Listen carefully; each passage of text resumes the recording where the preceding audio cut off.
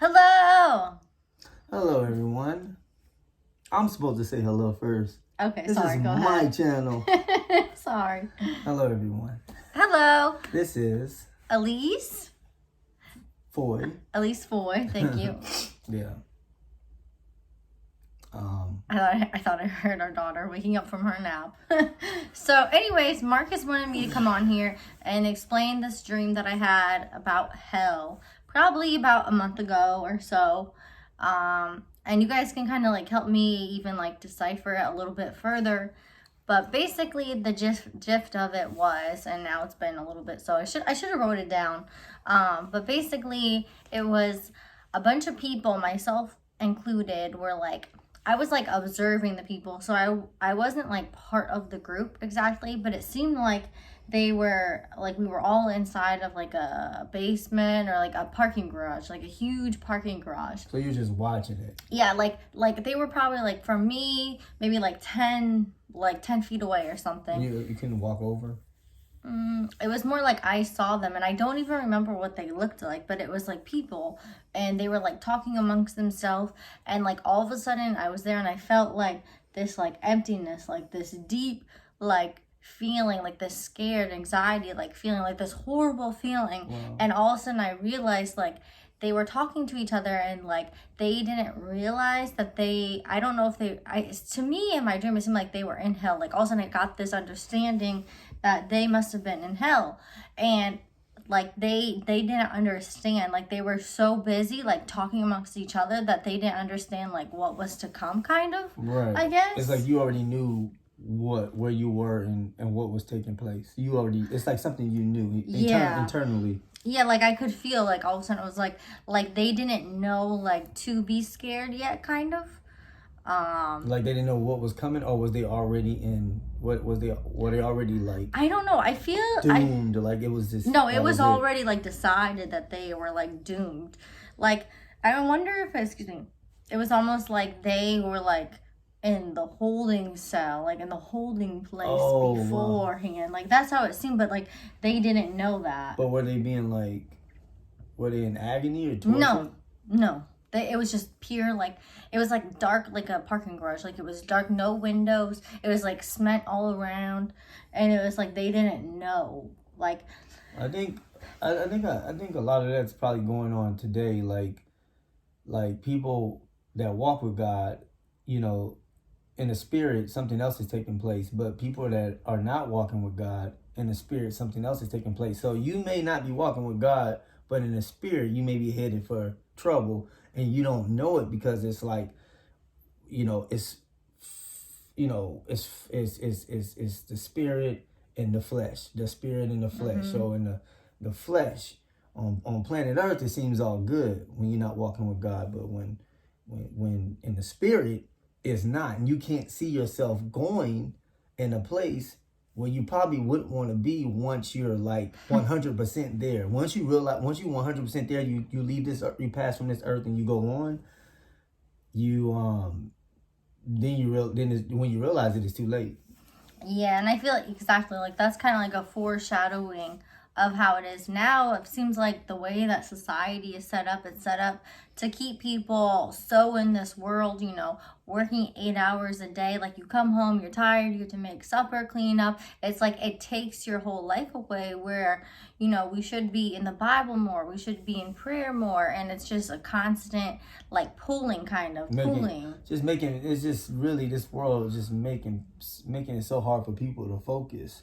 Just focus on what's the truth, what's real, what's for real, and what really matters when it's all it has finished. When it's all is done, what's the most important thing? And the world, I think, is it's almost like it's their job to distract you from everything. I mean, their job is to distract you with everything. Yeah, definitely. And exactly like my dream too before, I think like the night before, maybe it was on Facebook, and I was like scrolling and like reading a bunch of different posts about like the world now and how it's crazy and everything. The door? Yeah, someone just knocked. Let me see. The heck? That's weird. You didn't hear, that was the end of the hell dream? Come here. No, that wasn't that. Yeah, that was the end. Hold on 1 second, guys. Oh, it's FedEx. Oh, FedEx? Yeah. Okay, I'm coming back right here.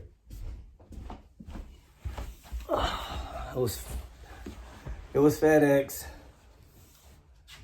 We're gonna get the package later. Yeah, it was FedEx. So, anyways, but the night before I was Wait, that was the end of the hill dream? Oh, yeah, that was then. So then I woke up. Asked them though, like what? That's what I'm getting to. Oh, okay.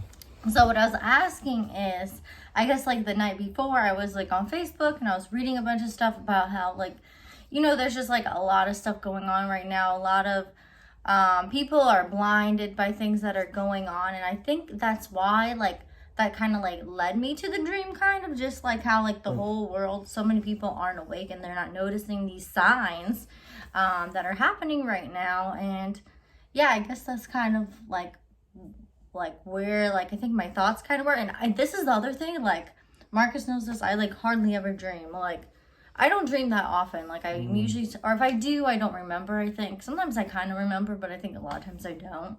So that one definitely stood out to me. Yeah, that seems like. When you woke up, how you felt? Like you felt anxiety, you felt scared, you felt how were you feeling? I kind of felt like I felt relieved to wake up. I guess I felt relieved that I wasn't actually like stuck in there. So the holding, that was the holding place. Man, and it was just like, and then at the same, something that was interesting that she said that even when they were in the holding cell, the holding area, the holding place, whatever it may be, it seemed like they still were busy, still like they wasn't even trying to like they were still being deceived and distracted. Yeah, right? That's what it seemed like. Exactly. That's how it was. See, it was like, that's the devil's job. And if you know me, I'm like such a scaredy cat. Like I don't like any scary movies. I don't like to be scared. And I think it was like interesting that I was able to have that dream, and it wasn't like really scary like that, because I don't think I can handle. I don't know if I could handle like a true, like, you know, some people have hell dreams where they see like demons, they see terrible, terrible things, like gross things in any way. So I thought it was really interesting and awesome that like I was able to have a dream, kind of, because I've heard some people talk about like having hell dreams and they're seeing like demons, they're seeing like terrible, terrible things. And I think this was my way, or God's way of showing me kind of just how distracted this world is, and just like the doom and the despair that people will be left with in the end, if they don't start waking up and they don't start following Jesus and noticing and changing their life, basically. I agree. Makes a whole lot of sense, man. I mean, let us know, you know, what do you guys think about that? I mean, have anybody had any similar experiences? But yeah, that's just something she wanted to share, and we wanted to hop on here and just kind of like, you know, let you guys know what was going on. Yep. So thank you guys. Next time. And don't forget to like and subscribe. And you have to actually hit the little notification bell. Marcus has been working on this YouTube for a little bit now, and yeah, I think it would just mean a lot to us if you guys could actually subscribe and follow along. And yeah, and let us know what you guys think.